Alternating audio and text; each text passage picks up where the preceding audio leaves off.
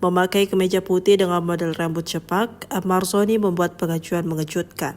Saat sidang pemeriksaan saksi di Pengadilan Negeri Jakarta Pusat, Kamis 18 Desember 2025, terdakwa kasus dugaan peredaran narkotika di dalam rumah tahanan itu mengaku sempat disetrum dan dipukul agar mengakui perbuatannya mengedarkan sabu seberat 100 gram di rutan Salemba.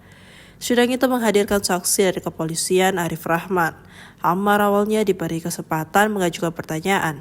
Dia lalu mempertanyakan dugaan kekerasan saat proses interogasi pada 3 Januari 2025. Ahmad lalu mengingatkan bahwa Arif telah disumpah untuk memberikan kesaksian yang benar. Selanjutnya, ia bertanya apakah benar saat pemeriksaan dirinya dan terdakwa lainnya tidak ada penyetruman, dan dijawab saksi hal tersebut dipastikan tidak ada. Mendengar hal itu, Ahmad Zoni kemudian meminta kepada hakim agar rekaman CCTV saat interogasi 3 Januari 2025 diungkap dalam persidangan. Mantan suami Iris Bella itu mengungkap bahwa pengakuannya di bawah tekanan mulai dari pukulan, disetrum dan dipaksa mengaku Ahmad Zoni didakwa menjual narkotika jenis sabu di rutan Salemba, Jakarta Pusat. Dia menerima sabu itu dari seseorang bernama Andre, lalu dijual dan diedarkan di dalam rutan. Ahmad Zoni didakwa bersama 5 terdakwa lainnya, yakni terdakwa I. Asep bin Sarikin, terdakwa 2 Ardian Prasetyo bin Ari Ardi, terdakwa 3 Andi Mualim alias Ko Andi, terdakwa 4 Ade Chandra Maulana bin Mursali, dan terdakwa 5 Muhammad Rifaldi. Memang betul saya menerima atau apapun. Kalau masalah video tadi, itu semua video dalam di bawah tekanan yang saya dipukuli dan saya disetrum. Jadi, ya itu betul sekali. Itu betul sekali, makanya kami meminta untuk pihak pengadilan untuk memberikan bukti CCTV. Dan aku minta tolong kamu ini ya, datang ke sana. Karena kan kamu wakilin aku sekarang. Ya, kamu, ibu ya, tolong untuk dukung ya, membawa ini semua untuk keadilan gitu loh. Ya, aku butuh semuanya. Aku harus pulang. Aku pengen pulang. Ya, aku harus pulang. Gak mungkin aku kayak gini. Ya, kalau merugikan ya kan sekarang menilai kualitas saksi. Nah, saksinya kan udah jelas. Tadi penangkapan itu kan dengan intimidasi dan kekerasan. Ya, indikasi begitu. Kemudian saksi dari lapas sendiri juga mereka menggeledah, tidak ada buktinya bahwa barang itu langsung dari Ahmad, ya kan? Kemudian juga berita acaranya kan nggak ada juga. Terus bagaimana? Jangan-jangan ya bisa aja indikasinya barang itu siapa yang naruh di situ. Nah, jadi kalau menurut pendapat kita kesaksian sekarang 0 lah nilai. Terkait soal penyiksaan dan intimidasi itu, ya itu kan nanti mereka kan saksi penangkapan nggak tahu. Nah, tapi kan nanti ya harusnya jaksa harus menghadirkan saksi kanitnya sama kasatnya, saksi verbal penyidik. Kalau ini kan cuma penangkapan. Yang kita tengok juga tadi kan dari penyitaan juga mereka kan cuma lewat bersih di tempat. Jadi ya menurut kami ya cacat juga. Ya itu bahan kami nanti di pembelaan. Bang, soal kekerasan dan penyetruman itu gimana bang? Nanti bang. Ya alhamdulillah lah kan berarti kan dengan hadirnya kan bukan terbuka semua apa yang ya dialami kan udah bisa dilihat semua wartawan semua. Kalau dulu kan apalagi kan ya ada semacam tekanan yang kata disentrum di apa. Nah ini pengakuan yang dengan keadaan disiksa itu cacat juga. Oke. Ahmad diminta ratusan juta juga bang. Ya kan tadi kan itu kalau pengakuan dari Ahmad kan. Persidangan. Oke. Bang, penyetruman itu ada bukti bang? Ada bukti dan mungkin ada langkah selanjutnya dari pihak Ahmad? Nah, penyetruman Ya kan sekarang ini kan ya itu kan udah diterangkan Ahmad. Nanti pembuktiannya kan nanti kita tindak lanjuti lagi, kita bicara sama Ahmad apa ada nggak buktinya kan gitu. Ya, tapi kan pengakuan itu pastinya yang terjadi juga sama dia, sama juga saksi sekarang kan pengakuan mereka juga kan, bukti pendukung mereka tuh kan terima buktinya kan bukan langsung dari terdakwa.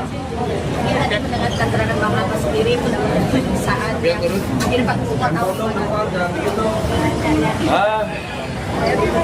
Kalau memang itu terjadi sangat disayangkan. Betapa hancurnya berarti negeri ini gitu. Kalau pengakuannya itu dengan penuh intimidasi, ya kan? Jadi kan yang di BAP itu kan berarti bukan tentang bukan omongan dari Bang Amar secara free, secara bebas, tapi ada intimidasi di dalamnya. Jadi saya sangat menyayangkan sekali. Sebelumnya udah tahu atau baru kali ini dilakukan? Jadi baru pertama kali. Sebelumnya waktu dari pas mereka BAP, bangun BAP kan sudah nggak ada lagi gimana, nggak ada mata-mata lagi. Jadi baru tahu. Cukup kaget sih. Kalau Abang Amar tadi mungkin apa aja yang diaturkan di dalam dari jangan diperlukan dan Enggak, ada cuma bilang cuma kalian doang. Ya.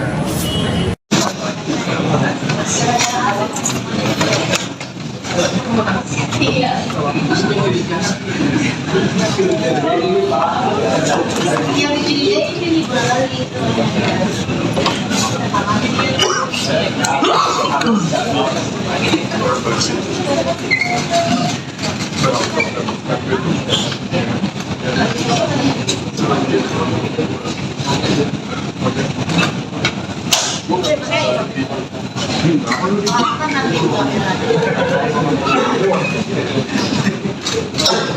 Temennya itu yang kamu tidak bisa.